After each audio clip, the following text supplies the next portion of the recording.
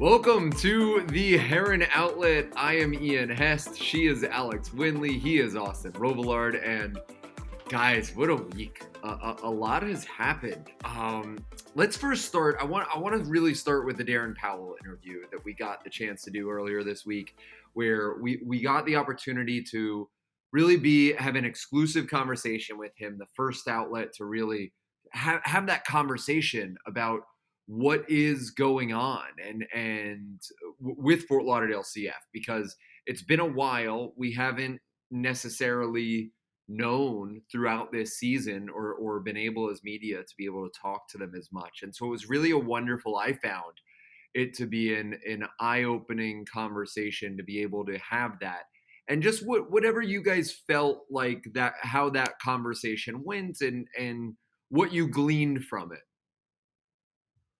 Yeah, I think that it was really cool to see, his thoughts on the young players and how the entire club and not just Fort Lauderdale CF is treating the entire situation with the academy and bringing players up, as a whole. And it was really cool to hear him talk about how connected he is with a lot of other staff within the club and how connected from top to bottom the club is when discussing these younger talents and even some of the older talents that are performing on Fort Lauderdale CF and how they're going to arise to the occasion when they have the opportunity to and make their way through the ranks all the way up to the first team eventually. I think it was really cool to see, how connected the club is, how passionate Darren Powell is about helping these young players progress in their early careers.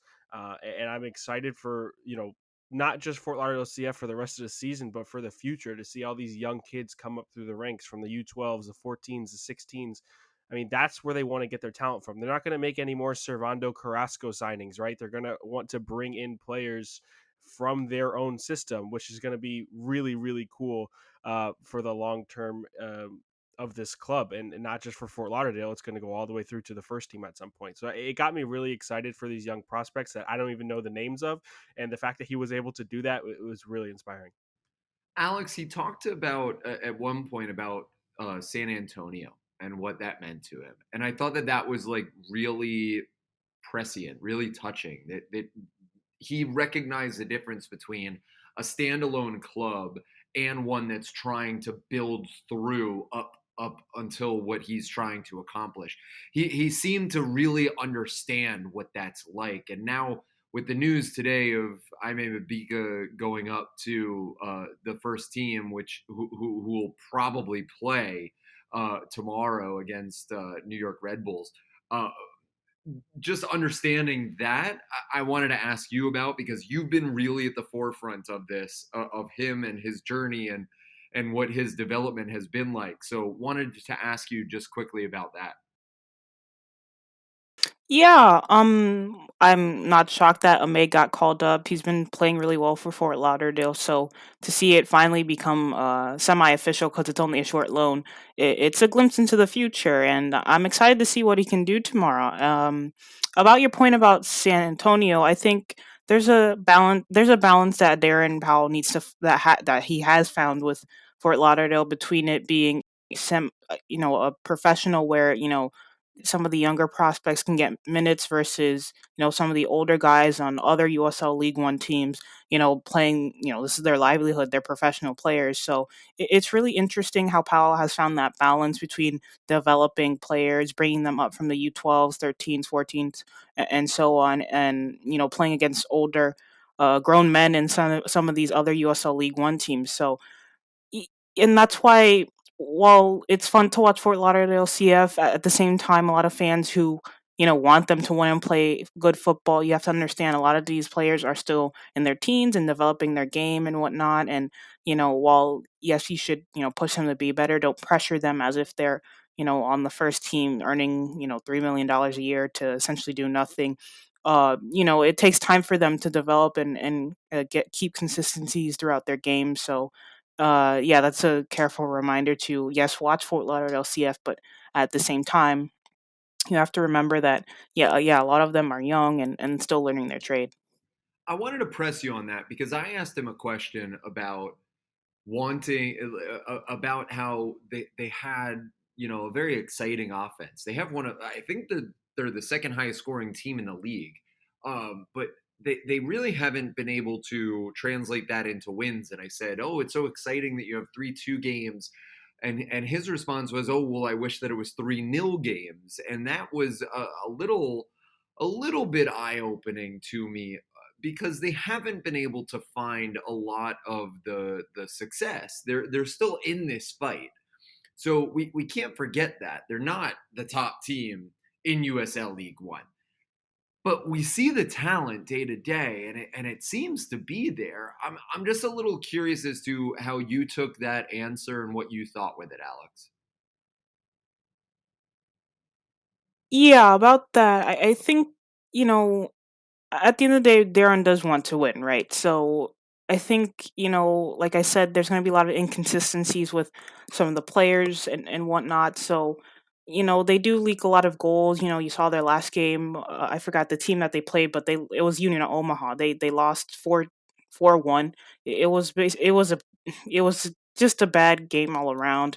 And though Hundal did score that really great goal, it was just a nightmare defensively for the team, and they couldn't really get it going on offense. So it was just, an unfortunate game all around. But, I think that was an interesting comment from him because, like I said, yes, you want to not pressure these players too much, but at the end of the day, they're still pushing for a playoff spot, and they want to, achieve something with the good season that they've had so far.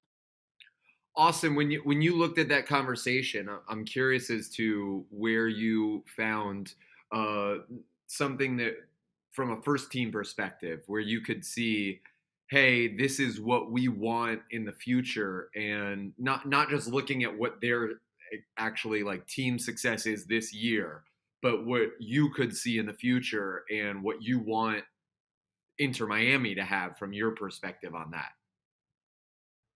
It's not even immediate future for Inter Miami. I when I look at this conversation, I think he drifted a lot of it towards players way down the ranks, and for the long term goal of what Inter Miami is to become. And like I said, they're not going to have any more of these signings for Fort Lauderdale CF like the Servando Carrascos of last season. They're going to be bringing up players through the ranks, and I think if you can keep your talent in house and develop them the way that you want to, that's going to be the ultimate decider for a good MLS club. You can see it with FC Dallas sometimes. They don't have, perform at the first team level as much as, let's say, like the Philadelphia Union do, but that's another academy that you can look to who builds up their players through the ranks. They have a USL affiliate side and they bring them up through the first team, and then they eventually send them off to Europe. If you look at Brendan Aronson or Mark McKenzie or players like that, I think that is a very, very good business plan for a club, and it will help them on the pitch. Philadelphia has been extremely successful, and I think that's they don't want to necessarily fully model it after that. I think they want to have even more than that. But it's some teams that you can look at and say, look, this is what they've done. I think that the ability in South Florida is there. If we can bring them in and develop them the way that we want to, it will not impact the immediate future of Inter Miami, and they're still going to have to make a bunch of offseason moves in 2022, 2023 that aren't really going to be fully having to do with Fort Lauderdale CF. A lot of them will, but for the long term of the club, the U14s, the U16s, the names that we don't know yet, they're going to be playing for Fort Lauderdale CF in those 2022, 2023 seasons. 2023 seasons. We look at 2024, 2025, 2026, and yes, that's really far away. But then you're going to be seeing names that you hadn't even heard of, but are just born and raised in South Florida and came all the way up through the academy and are going to be starting for the first team. And I think that is what really excites me about what I heard from Darren Powell. So let's talk about that, because obviously the news today that they finally got the extreme hardship review that they had so desperately wanted, and Ameba because going to be with the team come tomorrow against New York Red Bulls. We'll see how much that short loan is. That was a weird phrasing for me. I didn't really understand it, but we'll see. I don't really. I guess what I'm saying from my point of view is, because I know MLS rules and having read the CBA and all of that, that I'm a little bit confused as to how you could have a short-term loan like this, but they didn't allow him for the other games to play, but now they are. From a league perspective, that's a little bit confusing for me. But hopefully we get some clarification moving forward. nonetheless, he's going to be on the field. I think that we all can agree, especially you, Alex. I think that we can all agree that he's going to be there. What does that mean for what this defense is going to deal with? Which, mind you, has been a good defense, even though they've had back-to-back defeats like this in bad fashion.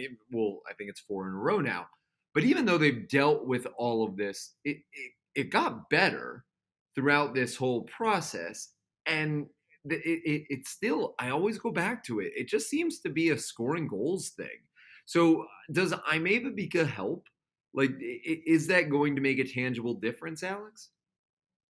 I think he'll make a slight difference. Really, it'll take a while, I suppose, for him to get acclimated to the playing style that Neville has implemented. He requires his center backs to do very specific things. He likes them to play out the back, be aggressive but not too aggressive. Intercept tackles, intercept opposition players. If you can nick the ball off them, etc. But playing for Fort Lauderdale, I've seen Amema Bika do similar things as that. So I don't think the transition will be too difficult for him. Although, I am a bit worried about throwing him over the deep end too quickly, and then him having a bad game where he's scrambling and it looks a bit awkward. And I don't want the fans to jump on him if Well, he so has a, can I just a jump one or in two on that? mess ups. I want to Yeah. jump in on that because that reminded me of Christian McCoon. The first time that we saw Christian McCoon, and first impressions can like feel a lot on that. That we thought that Christian McCoon was just dead to rights on that he wasn't going to figure it out, and he's wound up becoming this amazing, this like really good defender for Inter Miami, and I worry that that might be a similar situation. Yeah, I like Inter Miami. They're playing the Red Bulls, and they know they high press, and they don't give you time on the ball, and Neville even said it in one of his pre-match conferences that, or was it Breck Shea? Breck Shea mentioned that the Red Bulls, there's a way to beat them if you just play long balls over the top, let them come to you, manipulate space, etc. I'll explain it later, but it's definitely possible to beat them. But with, like you said, Ian, I don't want this to be another McCoon situation where May has a bad game. Hopefully, he does play well on Saturday. But let's say he does have a bad game. I don't want the fans to jump on him saying, "Oh, yada yada yada. We wasted this pick. We wasted his time." I don't want him to get slated so early, even though this is going to be his first MLS game ever. But the talent is there. It's just the difference between USL League One versus MLS level. It's a gap. There's a gap there, and Mabika, he's a great talent, so I don't want him to play tomorrow and then it go bad. But from what I've seen from him, I do think he'll do a really good job if he does start and make Darren Powell proud. I want to jump in here because I think it's important to note when talking about this Mabika call up or short term loan, whatever you want to call it, it's coming having to do with injuries and the international call up of Christian McCoon. So we have Figal potentially out, Gregory potentially out, Gibbs potentially out, and Ujoa probably out. It looks like Gregory is probably going to be the only one of the four to come back after hearing that Mabika is going to be called up, but there is still a possibility that Figal and Gibbs are called up, but we're really going to have to see on that. McCoon was on the bench for Venezuela last night, I believe, Thursday night, that is, in the South American qualifiers. But when looking at Mabika's situation, I don't know, you guys would know more than me, but to my understanding, Fort Lauderdale CF is not known for a back five at all, I don't believe. So there's going to be a total shift in what they have done between Fort Lauderdale CF and Inter Miami. I remember last season there was a lot of talk of how they wanted to emulate the styles between Jason Crease's Fort Lauderdale CF and Diego Alonso's Inter Miami, and it's a little different now with Darren Powell's Fort Lauderdale CF and Phil Neville's Inter Miami. It's more about player development rather than system development, which I think is a good way to go. But when you're calling up a player like Mabika, who is, I guess, raw, if you want to say, because he's coming from NCAA soccer, which is not the highest profile thing in the entire world. And then you had third division football in America, and now he's coming up to first division league that's extremely physical, which I think that he has all the physical abilities to combat that, but it's going to be quite the difference I totally agree with you guys. We should not, fully gauge our idea of Mabika in MLS off this first impression that we're going to get, because we know the style that New York Red Bulls play.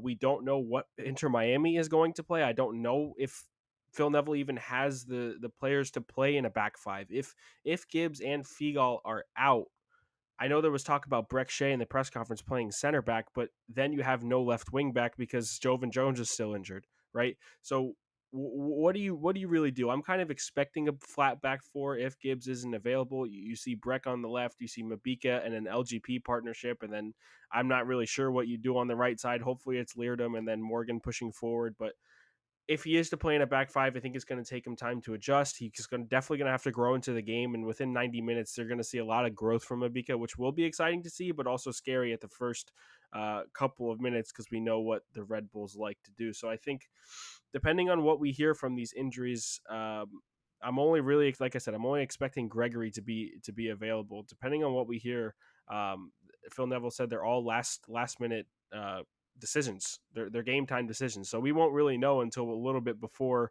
Awesome, but 6 awesome. p.m. Eastern time. Before we get there, I want to touch with you on that because I want to talk about your guy.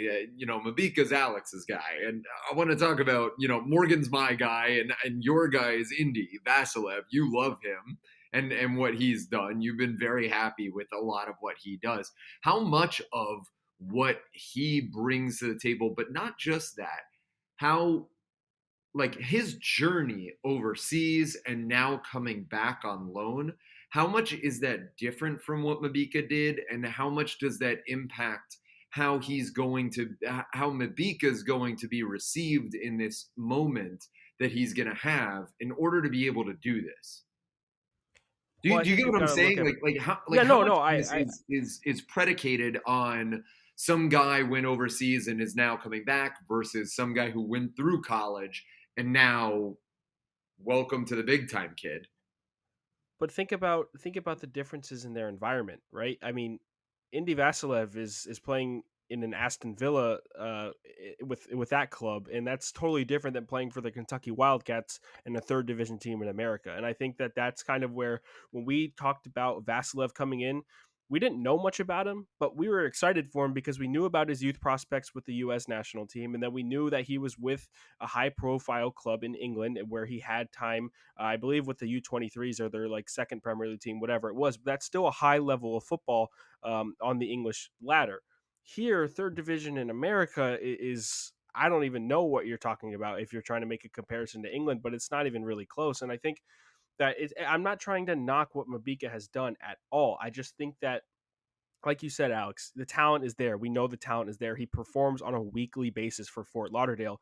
It's just he's going to have to get adjusted and improve really quickly if he's going to want to make his mark within the first 90 minutes of Red Bull's New York match. It's just going to have to happen if Miami want a chance to succeed. If he's playing next to, let's say, a broken back line of Breck Shea and LGP next to him in the three center back formation, right? I think that the difference between Vasilev and Mabika is massive, but it's not to say that Mabika doesn't have all the talent and potential in the world to be a good center back, and that's why we need to relax our expectations for what we're about to see come Saturday night. And it's a lot different than the Vasilev situation because I think he's gotten a lot more time to improve on his own game. I believe is either around the same age or a little older, but he's been playing at a higher level for longer than Mabika. So that was the difference for me in terms of those two guys. Okay, let's talk about Saturday night because Phil Neville made no qualms about it. I think earlier this week, this is a big one. This is the heavyweight fight. They firmly feel like this is going to be the one that decides the rest of the year, and they were very. I don't know if I've heard Phil that fired up as I texted us in our chat. He really felt like this is the way through the future, through the rest of the season, and that was also, it was invigorating. It was, you could feel it. It was also a little bit scary because, okay, it's like a little bit of Ted Lasso make or break time, right? Like there was a lot of that involved in it, and I just wanted to get your all initial thoughts on, first off, what he said, And second off, if you felt that this is the seminal moment, that this is the time that they need to make this happen, and if you believe, like I made the Ted Lasso analogy, if you believe this is gonna happen, if you don't believe, you're gonna, spoiler alert, wind up being Nate. Like, is this going to be what happens for the rest of the year, and how do we feel about it heading in? Because I'm conflicted. I'm going to be honest. I'm very conflicted. I think that this is this is make or break for Inter Miami season. I think that this game, if you don't at least get a point, and I don't even know if a point is enough, you have to get 3 for almost all the rest of your games. Like that, it's getting to that point where Miami have to win games, have to win. And if you don't start off against the Red Bulls, then I don't know if it's ever going to kick off, right? That'd be 5 losses in a row, and I just don't know if you can really turn it around after that. I know they've done it once with the 6 losses and turned it around to a really good win streak or a good run of form, but this is a lot different. This is, dying down to the end of the season, and you're running out of time, right? You're just running out of time. You're just running out of time. You're in. I don't remember how many games we're at, Inter Miami are at now, but you're getting close to that 34 number to end the season. So this is do or die. This is the game that you have to win, and you have to continue winning and build off this game. And it sucks that all the injuries are happening, and you're having to play a USL League One player. But there's no one's feeling bad for you. The results are going to be the results. But I wanted to touch on Phil Neville's press conference because a lot of what I heard and a lot of how he swayed the conversation was about the mental toughness of the team. The question he was going to ask the player was, do you believe that you can make the playoffs? And it was all about belief at the end of the day. It was belief, the mental toughness. And there was another point that I was going to make, but I totally lost it. I think Phil Neville needs this team to back him. And I think that if the players don't back Phil Neville and they are not in any sort of the sense and able to believe that they're able to do the job, then they're not going to do it. And Phil Neville believes that too. Phil Neville said, if I don't have players that are wanting to compete, or they don't think that they can do it, or they don't believe in us, then they're not going to get picked. I believe he said that. He said they're just not going to get picked. And two, you have to pick the freshest team, not only on a physical level, but mental level. And there was a lot about mental freshness. And I believe he took a lot more recovery days than actual training days leading up to this match, because he needs to get the team in the right mindset. And I think that is extremely, extremely important going into a game of this magnitude. And it might sound silly. It might sound, no, you don't sound silly at all. I wish that really that people appreciated and understood the importance of this game. Like, this is it. We've reached the precipice. When I was listening to the presser, most of the tweets that I put out that were quotes from Phil Neville was about the belief. I can read some of them. You can go on any of our Twitters. I believe, Alex, you put them out too. A lot of the Phil Neville quotes were about belief, were about motivation, were about mental freshness. And that is kind of where this team needs to go, because I think the talent is there. They have not brought it all together, but if they all believe in one another, then that's all you can really hope for at this point. And like I said, it might sound silly, it might sound childish, but what else do you really have to go off of? You're 4 losses in a row. You're going into a match where you got blown out the last time you played this team. You're in a playoff push where it looks like you're down and out. All you have to do is believe at this point, and if it doesn't work, it doesn't work. But if they put up a fight, then that's something to go on for next season. But I mean, it's really hard situation to gauge.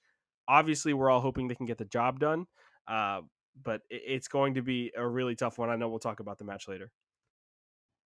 And yeah, I was listening to Neville, and he was basically saying, he was pleading with his players more or less that, they have to perform at this point. So, he sounds, like a man that, he wants to win. He wants this win really badly. So, the fact that, he's in press conferences trying to, get his players to perform, it just shows that, this is desperation mode for Inter Miami. And while Neville's job doesn't depend on them, making the playoffs, because Jorge Mas and, Beckham have already said that this is their guy. They're going with him long term. Both, the players need to step up at this point. And like Austin said, well, you can have all this talent on this roster, but if you don't believe in each other, it's not going to go over well. And I think there's a really telling quote from Breck Shea where he mentioned that, this locker room has been the most together it's ever been this season, which is saying something because there's 7 games left in the season, and it's just crazy to think about how it took That was shocking this to me, long. Alex. That Yeah, this is the yeah, time when they felt the most together off the field. Now, I mean, like it happened now. What has been going on the whole year? yeah. It's a weird situation, and yeah, this team. I already wrote about it how they're missing, that sort of creativity in the midfield. That's part of the reason why Higuain has dropped so deep, and Robbie's forced to play as a number 9 because Rodolfo or anyone, any central midfielder, Jay Chapman, Blaze, heck, even Gregory. There's not just enough creativity there. Federico Higuain can do it, but he's coming off a knee injury and he's older, so yeah, there's just a lot of holes on this roster, and Neville's working with what he's got, and the way this roster is built, it didn't do Diego Alonso any favors. It's not doing Neville any favors. So right now, Inter Miami just need to ride the wave and make the playoffs with what they have right now, because this is it. This is game time. It's ride or die time. It's crunch time for Inter Miami, and if they are going to make the playoffs, that's tomorrow is where you start winning.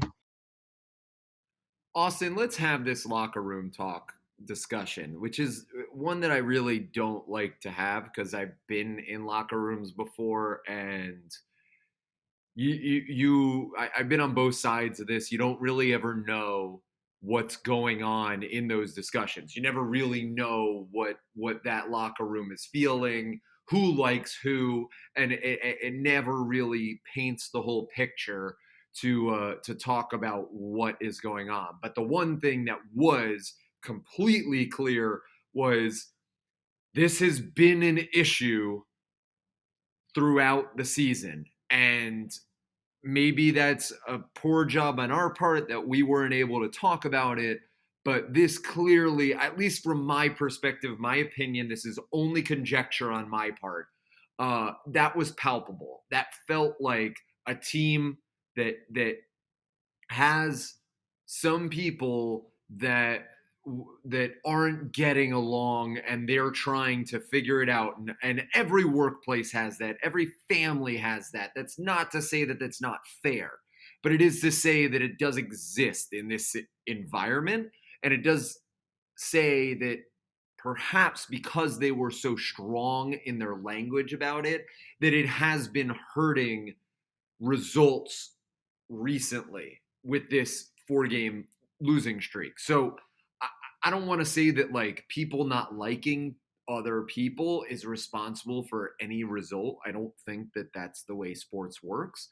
But I am saying that like how important is it that this team starts liking each other, each individually, and that they're able to communicate and they're able to have these good healthy conversations, that they're able to come together to recognize what they're about to embark on, this difficult task that we are asking of them, that the fans are asking of them, and yet that they need to put differences aside and start to figure out a way to get towards this goal.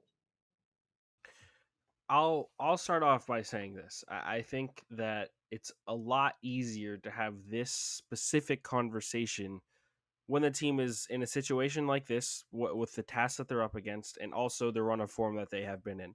Because I don't think that anybody, including us and any other media that's covering the team, or anybody who can derive any quotes, whatever it is, anybody who's covering the team is going to have a conversation like this at this time. When you go back to that 10 or 11 game stretch where they only had one loss to NYCFC and they got themselves in fifth We didn't place, talk about it. we Yeah.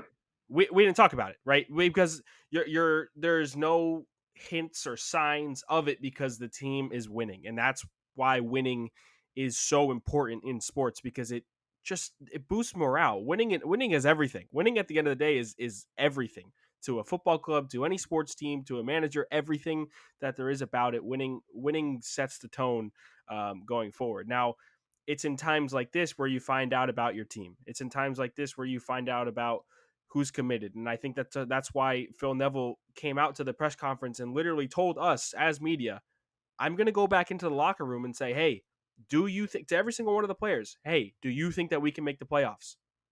Because that's important. That's really important to note, because I think that he needs to get a gauge on who's going to be out on the field in a do or die moment. And I'm not too big on picking apart who likes who and who doesn't like who. I don't care if you I could hate the person next to me if I'm playing next to them, but as long as we can play well together and we have a connection that with the ball at our feet, that's really all that matters. Personally, that's how I see it. I know a lot of people. I know personal relationships matter, and a lot of people you base a lot of it off of that. But for me, it's, can we put a connection together with the ball at our feet? And I don't think that Inter Miami have done that in the last couple of weeks.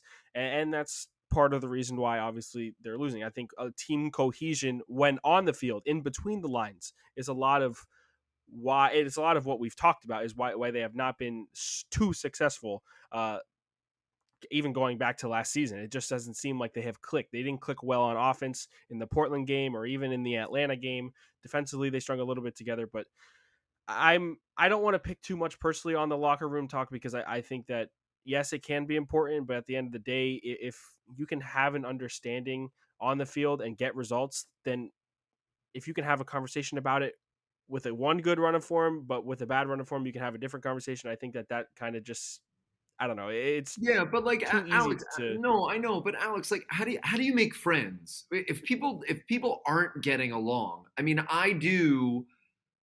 I mean, like, I I am a person that thinks that this stuff matters. I do think that you decide who you're going to pass to if you think that if you have confidence in that person, if you enjoy being around that person, you are okay with them succeeding over your own self. So I do think to a certain level this does matter. I understand that Austin thinks the other way, but like, how do you mend these things if that's happening? And again, we don't know if it is, but it sounded like it is. And that was, I mean, to hear that Breck Shea is the person, all due respect to Breck Shea, but to hear that he's the most liked person in the locker room. I mean, you have 3 designated players that are being paid a lot of money to be here. And you have a lot of other very high talented players, Lewis Morgan, Gregory, LGP, Figal. I mean, the list goes on and on. The fact that Breck Shea, all due respect to Breck Shea, he should not be the person that everybody wants to see first thing in the morning. And so the fact that he is telling in and of itself. How much does that actually matter? A lot. Personally, I think if you're not getting to if they're not getting on together off the pitch, on the pitch, it's going to be a mess. Camaraderie does matter. All due respect to Austin, I think if I'm not in tune with my teammate personality wise, there's going to be a disconnect there.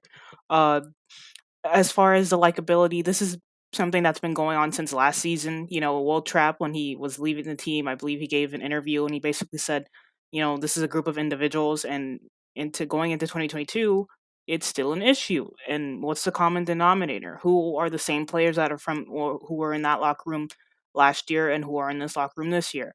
The DPs for the large majority. And I'm not saying that Blaze, Higuain, and Pizarro are unlikable guys, but I have heard things specifically from just people in reading and in and around the club that Gonzalo, you can even see it on the pitch sometimes. Gonzalo is, when he's not getting the ball, he can be a little, demanding of his teammates and aggressive and wanting more. So that definitely does have an impact. Let's say your best player, he's a bit irritable and he's just moping around and doing that. As someone playing on that team, I'm gonna slump my shoulders too, because if the best player on the team is doing that, then well, we've got no chance, and that reverberates throughout the team. And I'm not trying to blame any specific player.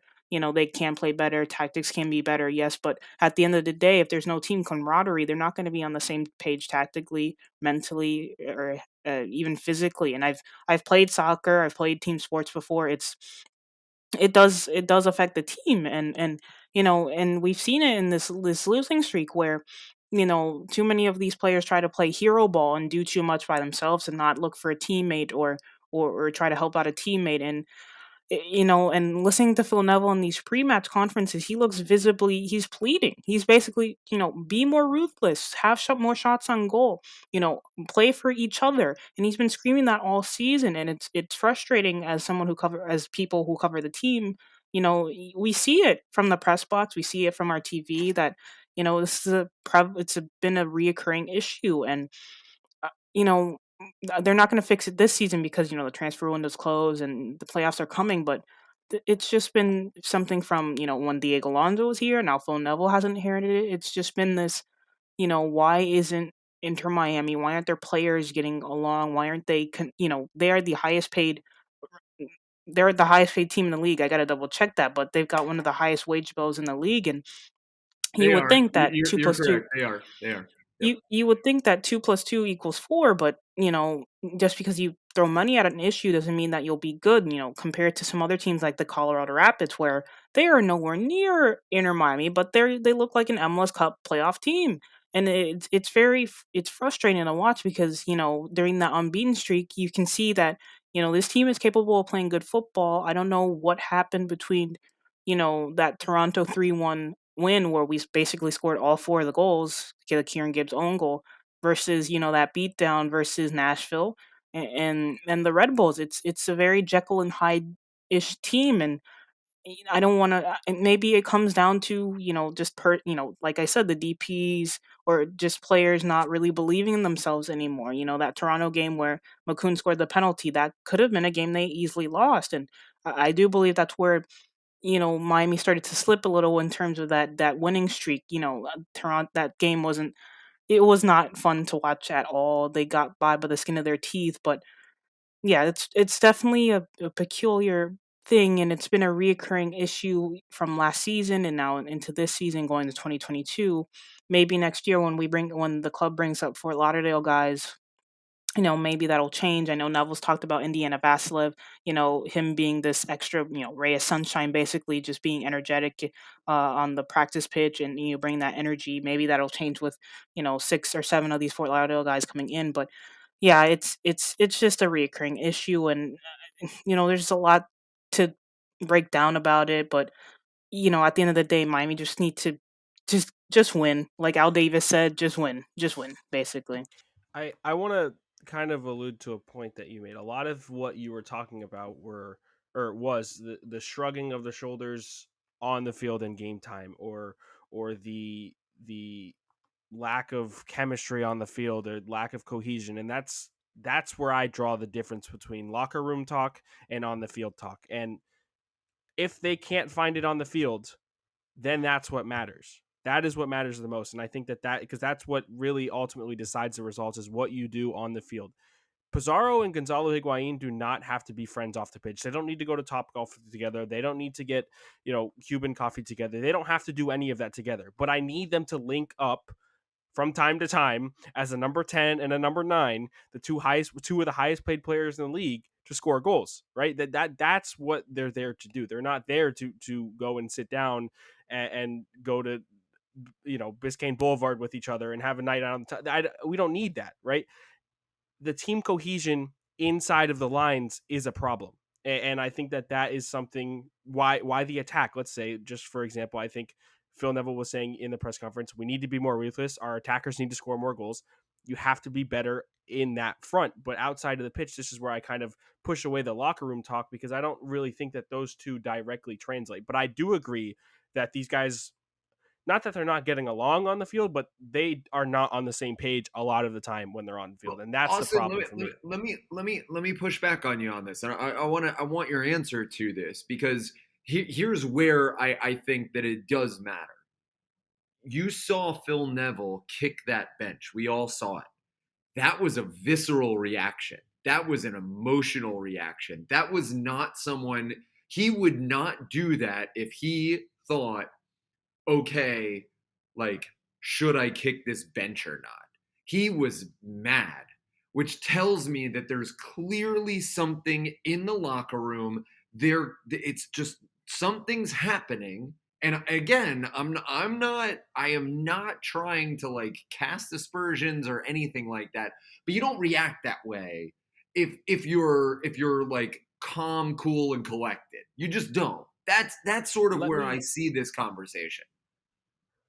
You have to understand that is a as a manager, I think that is almost normal. I think that his reaction was very not necessarily Completely dramatic, but it fair. was All of that is you have to. completely fair. But let me just say this: this is not the first time that's happened this season, and it did get coverage a little bit. If we go back, I believe to the 3-2 win against FC Cincinnati when Pizarro missed an absolute sitter. And Gonzalo Higuain ended up winning the game. But remember that reaction from Phil Neville that Pizarro got after missing? I mean, maybe it wasn't directly towards Rodolfo Pizarro. It was just frustration and anger. And I think that there was a lot more that happened in this Portland match that was built up frustration. And I think that I'm okay with seeing that from a manager. And I don't think that it alludes to anything other than I that am Phil too. Neville wants to be a winner. Think that I am too. I just think that it shows that they are having these emotional moments that we're not seeing, because it's very easy to get it all together when you're in a press conference, and a little harder when the moment is coming, when you think you get the equalizer. That's all I'm saying. When you think you get the equalizer, and deservedly so, that you should have that, and you don't get it, it's a little harder to box that up and keep that inside. Of course, 100%.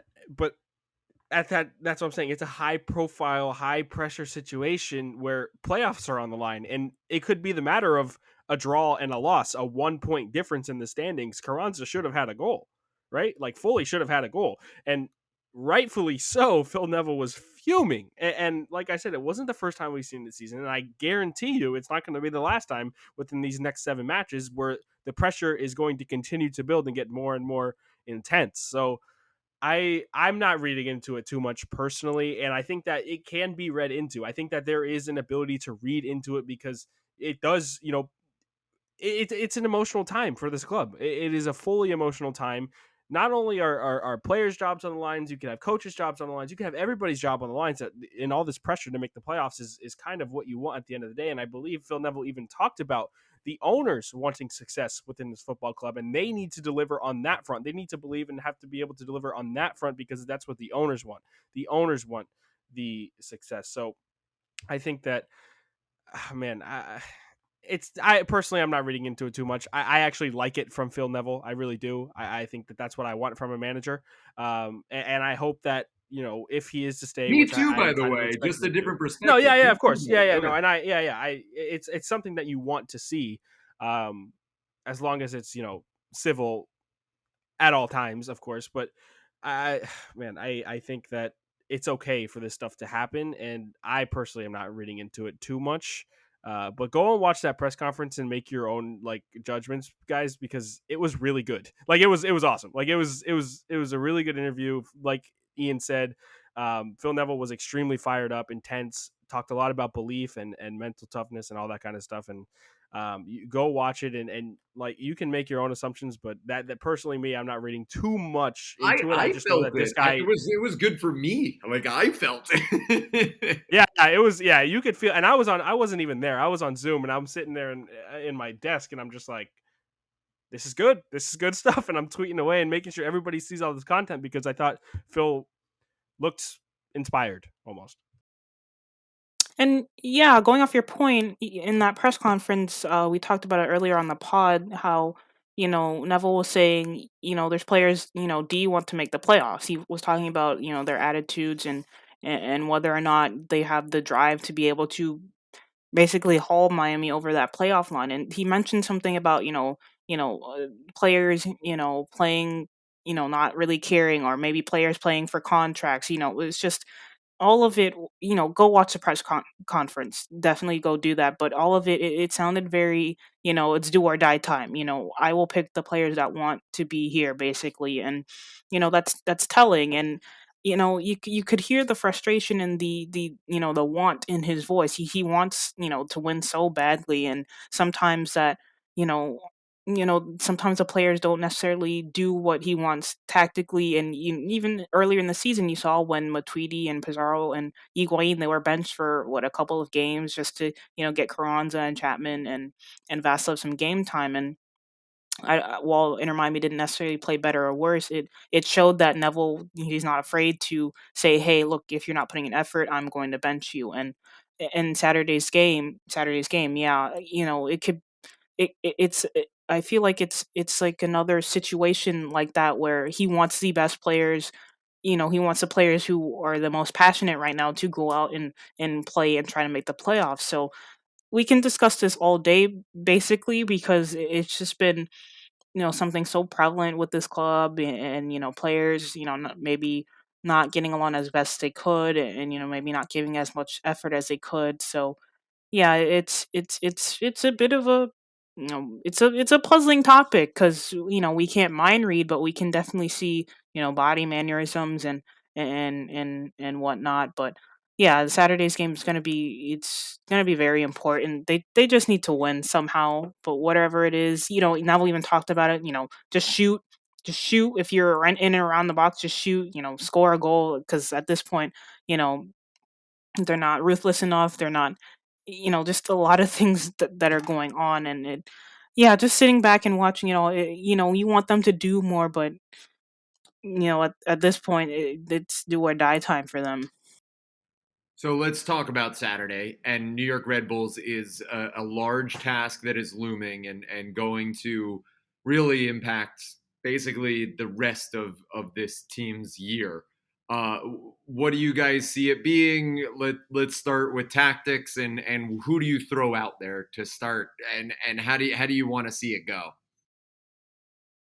Before Alex gets into this, I'm going to say one thing because Ian, you pointed this out. I do like Indiana Vasilev. Get him on the field. That's it. Yes, yes, He yes, yes, hasn't been on the field. I don't yes, understand yes, why yes, he's not being put out there. Like yes. the offense is Yes to struggling. all of the above. The offense has been struggling. We talked about how he provides that spark. Phil Neville has said he provides a spark. Why is he not getting any playtime? Is there a fitness issue that we're not seeing? Is there an injury issue that we're not seeing? I think Indiana Vasilev, even if it's a 60th minute sub, that would please me. Honestly, it would please me, but I haven't even No, gotten he needs that. to start, man. He needs to I get no, on the I field. think that he needs to start, but I would be at this point, my expectations are so low, I'd be pleased with a 60th minute substitution or something like that. I think Vasilev adds a different layer to this attack, and I think a lot of the combination that we saw from him and Lewis Morgan in a 5-2-3 was amazing on the right side. And now that they've shifted to this 5-3-2, and you have two strikers and Pizarro is off to that right midfield side, you don't have the same link up. I don't think that Pizarro and Morgan have the same connection. We saw them struggle in and around the box a lot of the Do, time in the do you Portland match. view it I was that right in way? front of Do me. you It view sucked. it? Do you view it that way? Maybe this is a question for Alex, but I don't really see it that way.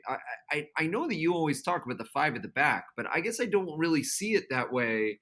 That they're playing five at the back. That it's really a back three, and they're just relying. Like I don't see Lewis Morgan as a defender. I see him in a role where he has Right. No, responsibility no, back yeah, there. I agree with that. And so Maybe my I don't know. terminology might You just be wrong, but yeah, yeah. Just I've heard you say week after week about five at the back, and I just don't see it that way. So I guess maybe I'm wrong, Alex. Am I misreading this? Am I not seeing? I mean, we've talked a lot about like the inversion, how you tilt how Phil has really tilted the field to go diagonally from left to right, and that's been his, and then come back across. Am I misreading this? Am I not seeing it properly? No, it's very much a back three. I know the back five connotation, it has, negative feelings around it. The back five can, people can see it as too defensive, but it's very much, a three at the back with, Gibbs or Shea or Morgan or Leardon playing as an extra winger on the side. Though they do have defensive responsibilities, they'll go back into a flat back 5-4-1 defensively. But yeah, it's a back three. But The that's two also center. why let's just talk real fast because I want to Yeah. stay on this point. That's why these Hmm. New York teams, the both New York teams, are so bad matchups for Inter Miami because you want to in that situation you want to get as wide as possible, and they're not able to because those fields are so narrow. that they're not able to really push the wings the same way that they would prefer to, ideally, right? Yeah, and with Inter Miami, they want to get as wide as possible. With this back three, basically, um, you know, pass wise, there's a lot more progressive angles that they can diagonal angles that they can basically take to hit either a winger or a forward. So when Red Bulls press, the center backs do not have time on the ball and they'll force things, and then the Red Bulls will win the second ball and then go on the counter, and that's how they ended up being Miami the first time. So with this next game, Inter Miami, they're gonna have to be uber careful in that regard. Breckshay did mention that once they do beat that press, after that they're free to go and hurt the Red Bulls back line in that regard. The three at the back formation, I do think it gives Miami a lot of flexibility because, well, right now, like I said, it has if the opposition does want to counterattack, there are three defenders at the back that can prevent that, and two double pivots in that midfield. So there will be at least four guys back there, preventing a counterattack, and one can even push up offensively. And I just think the formation at the moment, it gives Inter Miami a lot of flexibility. However, these last couple of games they've not really gotten it together. But against the Red Bulls, Neville did mention that they just have to be a bit more ruthless in the final third, and it should work. But these last couple of games they've not necessarily done that. So I can explain this better on on paper, but yeah, it'll be an interesting matchup. They Inter Miami played them before, so I do think that Neville and the team will have a better idea of how they'll be able to beat them, and I do think tomorrow's game will be better than the one that they had a couple of weeks ago. Austin, Red Bulls have kind of eaten Inter Miami's lunch over now almost like a year and a half as we go. How much of that do you think is going to play into the feeling of how do you line up in this situation? What are you going to do knowing that? I mean, I go back. I think it was 4-1 last year. Like that game was traumatic to a certain extent. Like that was just a mugging, and now you're in all of this emotion that we've talked about. You're in this situation with everything that has presented it here, and it's laid at your doorstep, and you're saying it's now or never. This is not going to work. We are not going to succeed if we don't take care of business in this. How much pressure is that to against someone who I don't want to call them a rival. I don't think that New York Red Bulls thinks about Inter Miami any more than Inter Miami thinks about New York Red Bulls outside of whenever they end up on the schedule. But someone that's had your number for the entirety of it, and you find yourself in this situation where you really need to deliver on something that has been a very difficult task in the past. It has been a difficult task. I remember that 4-1 game at home last year, not the one that was recently. I don't remember the score of that one. I kind of just threw it over there because it was terrible. But the 4-1 game from last year was awful. I remember that being at home. But Miami did follow up that match with a 2-1 win with Gonzalo Higuain's first ever goal and only goal in 2020 against the Red Bulls, the 2-1 win, the free kick in the 81st minute. So if we're gonna base this off past performances, I think Gonzalo Higuain could have a little bit of magic in this match, and I think that that's what you need. You need in this match going forward your DPS to perform.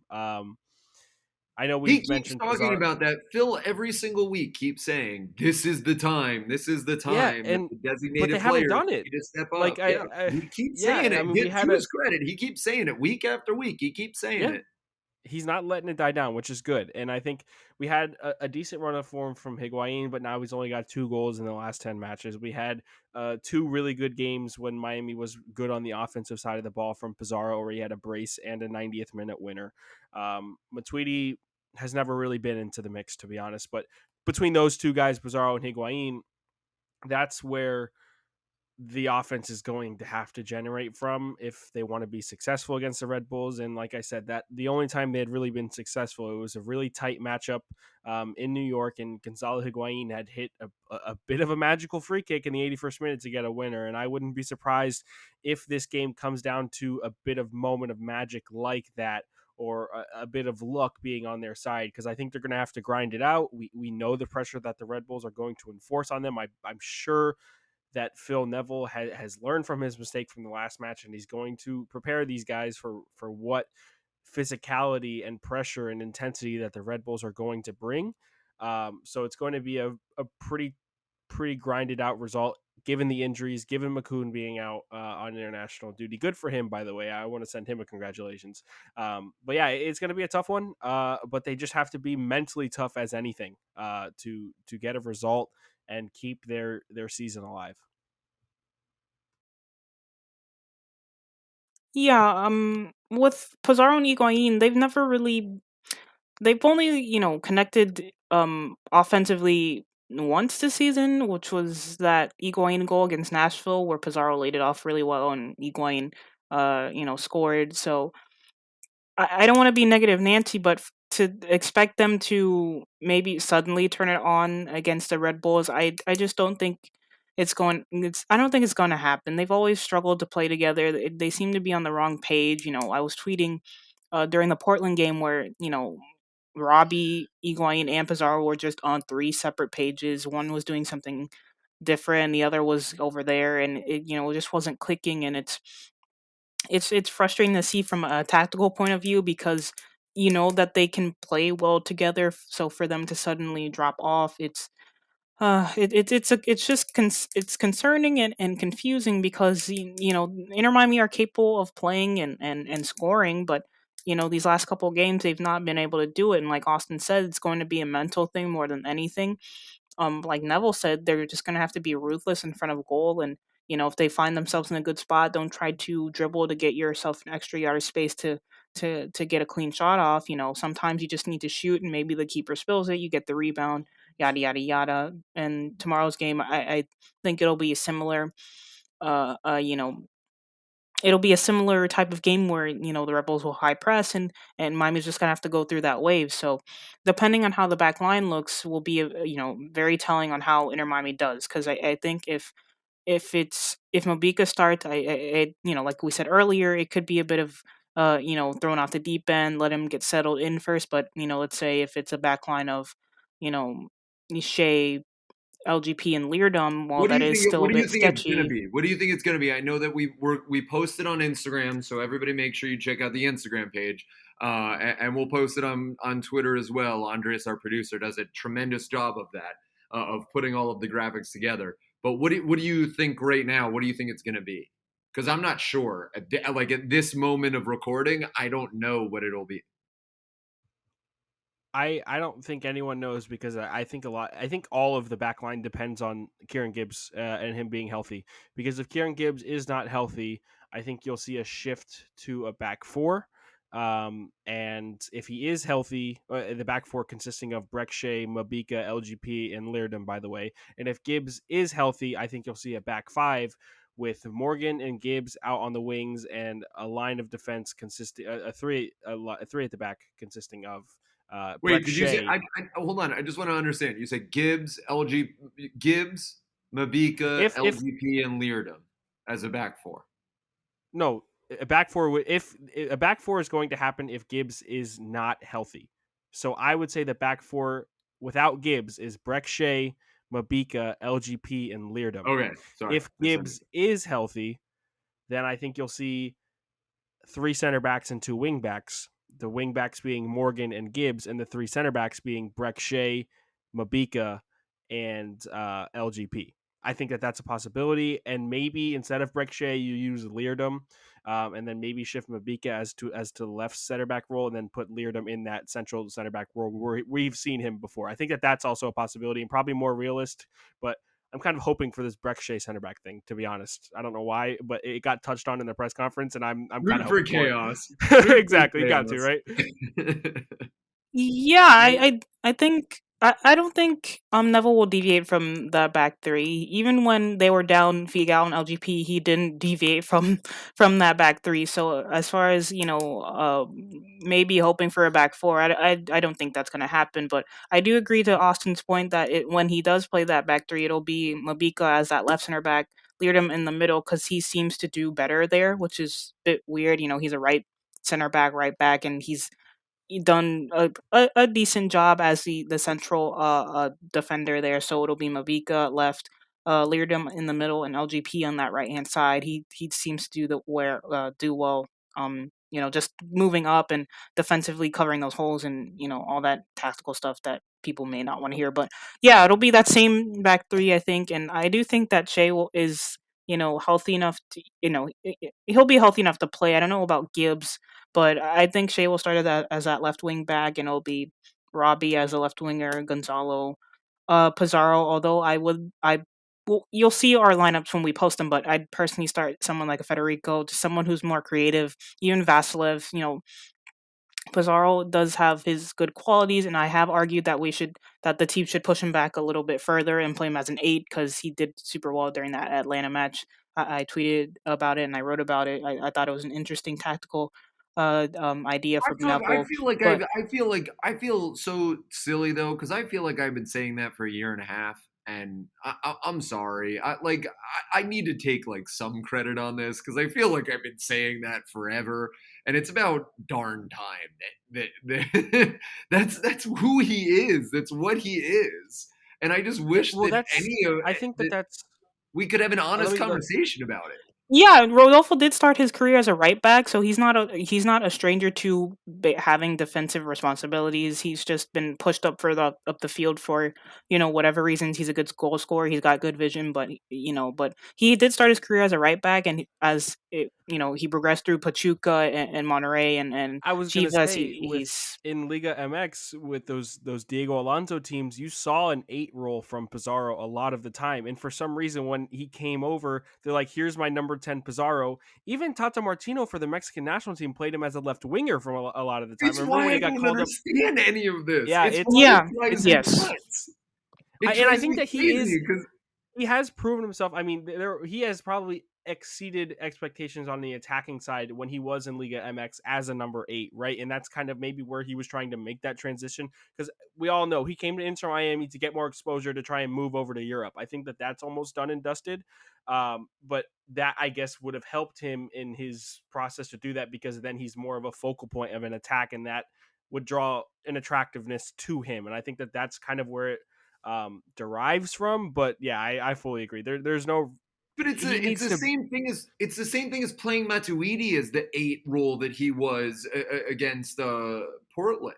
Like that didn't make any sense to me either. He was pushing too, or was it Portland? I He was forget. One he of the was two pushing too games. high It in was He was just pushing too high up the field. Get him back. It was Atlanta where he was Atlanta, let's playing say yeah, this okay. Atlanta. Mezzala role where in soccer there's an Italian soccer thing. There's a thing called a Mezzala where you line up in the midfield and you basically play as an extra winger, and that's what Matuidi was doing versus Atlanta, and he nearly scored, but it didn't quite work out. It's interesting. I can link it later, but Matuidi uh doesn't even have the ability to track back like Pizarro does. I think that we've seen a lot more recoveries from Rodolfo Pizarro when he goes and attacks and then has to track back than Matuidi. And when Matuidi gets up there, he gets caught out 90% of the time. As for Pizarro, I see him all the way back in the box at times making those recoveries. And if you look at his recovery numbers in the last couple of matches where he was playing in those roles, they've they're been really good. good. Yeah, Yeah, they've they're been good. really good. So that's an interesting topic to have if Pizarro is to stay with Inter Miami for the future. We'll talk about it another time, but I have to close with this, Austin. You got the opportunity to go to Atlanta. You got the opportunity to go to Portland, and experience that fan culture and everything. We were so excited to have you. You were sending videos the whole time, and I hope that it was a wonderful journey. Just what your thoughts were on the entirety of your travels and how Atlanta and Portland compared to the Miami experience and what that means, and what Miami fans are like compared to other MLS fans moving forward. Well, I'll start with Atlanta and say the fact that they put 43,000 people in a midweek game at Mercedes-Benz Stadium is phenomenal. Um, that is a lot of people. 43,000 is a lot of people for an MLS match, especially a midweek match in the regular season. So kudos to Atlanta. Those fans really know what they're doing. That stadium is amazing. I know it's not a soccer-specific stadium, but I'm sure they're very happy to call it home. And for the press box, they had an ice cream booth, so I was very happy about that. Then going into the Portland one, that's the one that intrigued me the most at the beginning of the season, and I wanted to see what that culture, that soccer culture, was like. And let me just say, the fans were the most hospitable fans that I have ever encountered, ever, in any sport, any away day, anything. They were amazing. I was walking down just in the stadium. There was a guy who came up to me. He said, "Hey, you guys are from Miami?" You're like, "Yeah, yeah." He goes, "Oh, let's take a selfie together. This is a welcome to Portland selfie." He's like, "Enjoy the match." And he took a selfie with me and was like, and I guess I'm sure it's on social media somewhere. I haven't found it, but things like that kind of just add to the experience. And I really enjoy soccer specific stadiums in the United States. I think that they're really special, and I think that we need more of them. And that really drew me to Portland, and it was really cool to see. I know they had a good attendance there, and they also during the match, on a more serious note, the fans in the supporters section. I'm not really sure. I think they call them Timbers Army. They were spoken out about the events that occurred in the NWSL. Um, and I won't get too touchy on that because it's a very sensitive topic, but I thought that was really special. I think they did it around the 15th or 20th minutes or so. So that was about protecting the players, and I thought that was really important. It was really cool to see a fan base come together and do something like that. And I know that it already is starting to help and create change. A lot of stuff has happened. It got a lot of coverage. So that was really cool to see, and I'm happy that that's a topic that everybody can come together on, right? You would hope that everybody could come together on and try and create change and reform some of the terrible stuff that has been happening. And I am all for protecting the NWSL players and even other staff that are women as well. So that was cool to see from the Timbers Army. So kudos to them. But yeah, it was an amazing experience. Portland's awesome. Downtown was really cool. I saw a lot of the Inter Miami players there. Nick Marsman and Federico Higuain really struggled getting on one of those scooters at one point. It was really funny to watch. Ran into I loved when you communications tweeted that dude. that It was unbelievably nobody funny. knew I what was was going walking on. down. It was so obvious. It was so funny, and we ran. I know. I think I saw Breck Shea at some point, and they were all just around there having a good time walking down the city, and a lot of camaraderie there. So that was really cool. I think they had a team dinner or something. So yeah, it was really funny. It was an awesome experience. It was cool to see the players in that element, not just on the field. I had a really good time, and I know that we'll have some video out that where I documented a lot of the stuff that happened. So that'll be really cool. Make sure you stay tuned on the Heron Outlet YouTube channel. She is Alex Winley. He is Austin Robillard. For our producer, Andres, I am Ian Hest. You can join us here next week. We will have the regular pod a little bit delayed this week because of that very special conversation that we had earlier this week with the head coach of Fort Lauderdale CF, Darren Powell. And it's a really great conversation. Make sure you subscribe and like the YouTube channel. A lot of wonderful content that we're able to share with you, and more exciting things to come.